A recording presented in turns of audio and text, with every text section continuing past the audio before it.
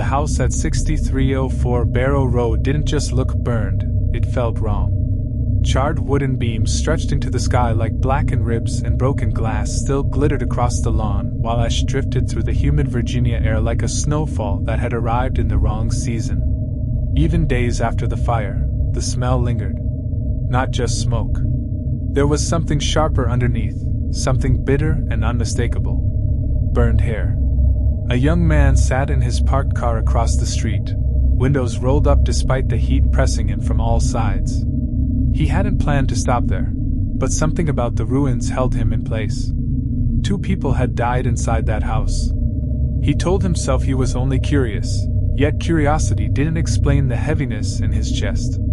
It felt as if the air itself pulsed, like something breathing beneath the debris. Not grief. Not tragedy. Something darker. Something hungry.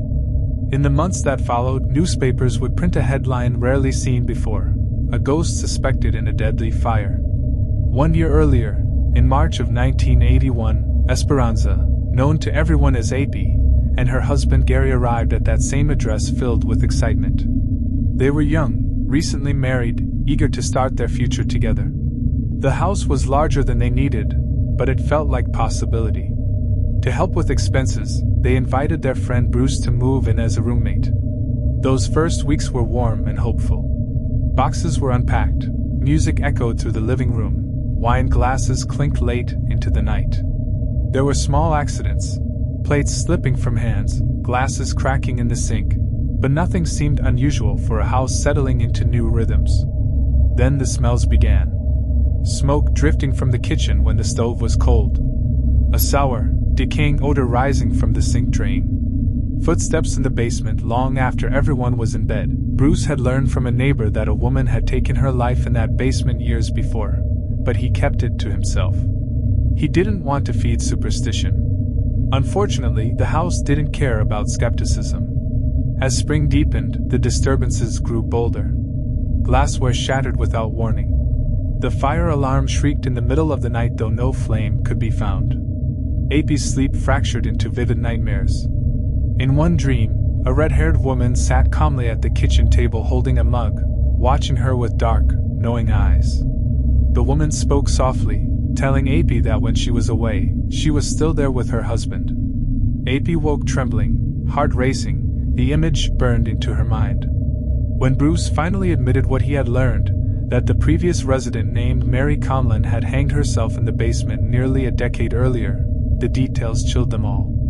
Mary had struggled with depression. She had felt small inside the large house, haunted by empty rooms and the quiet hours before dawn. One morning she walked downstairs with a length of rope and never came back up. Firefighters later described the basement as eerily immaculate. Silent. Still. After her death, her husband moved on, remarried, and eventually left. The house remained. Instead of reacting with pure fear, AP felt a strange sense of recognition. The red-haired figure in her dreams matched Mary's description perfectly. She began to wonder if Mary wasn't malevolent but trapped. The couple reached out to a parapsychology researcher, Dr. James McLennan, who began visiting the house to document their experiences. He observed something curious. The more firmly the couple believed Mary was present, the more active the house appeared to become. Dishes rattled after discussions about her. Smoke rose from the drain after conversations about sending her away. Eventually, they held a seance in the kitchen. Candles flickered, wine was poured, and they concentrated on imagining a doorway of light for Mary to step through. After that night, the disturbances decreased. Fewer broken glasses. Fewer unexplained smells. They believed they had helped her find peace. But sometimes quiet does not mean peace. Sometimes it means something is waiting. Long before Mary, another family had lived at 6304 Beryl Road. Lieutenant Colonel William Jordan had moved his family there in the early 1970s. Years earlier, he had volunteered for a military experiment involving LSD, part of a classified research program. The experience shattered something within him. He later testified that it caused total psychological disintegration. Within a year, he developed severe epilepsy.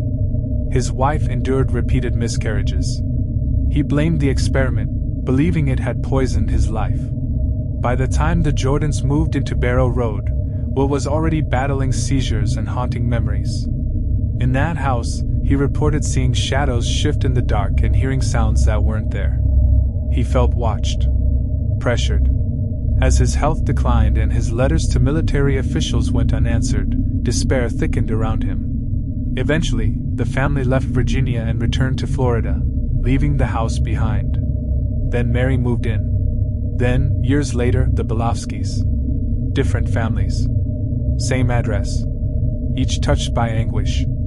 By early summer of 1982, life for AP and Gary seemed normal again.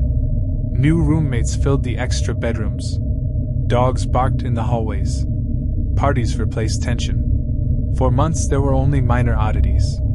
Then the fire alarm resumed its unexplained shrieking.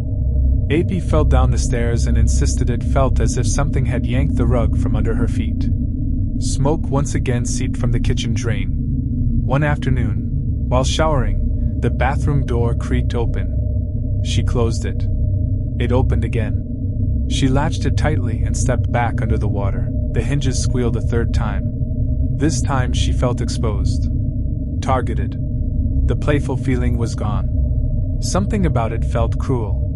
On June 28, 1982, after a late night out, AP and Gary returned home around 3 in the morning. The house was quiet. An hour later, a spark ignited in the kitchen. Fire investigators would later confirm the origin point was directly above the basement beam where Mary had died years before. Flames spread rapidly, feeding on air and wood. The roommates escaped through windows. AP called emergency services from upstairs while Gary fought his way downstairs. Neither survived. By the time firefighters arrived, the house was fully engulfed. AP died from smoke inhalation in the bedroom. Gary collapsed halfway across the living room. Officially, the fire was ruled an accident. No clear electrical fault. No accelerants. Just tragedy. But rumors spread quickly. Headlines suggested a ghost was responsible. Firefighters who had responded to Mary's death years earlier found themselves battling this blaze too. Even seasoned responders admitted the coincidences were unsettling. The young psychic who had sat outside the ruins months later insisted he did not feel Mary's presence. What emanated from the house felt deeper. Older. Mary had been sorrowful. What lingered felt deliberate. Perhaps the tragedies were unrelated: a depressed woman, a troubled soldier, a young couple caught in a tragic accident. Or perhaps layers of grief, trauma, and belief saturated the structure over time until something unseen took hold. Dr. McLennan, when asked years later what he believed, offered only a quiet response. "You will never know.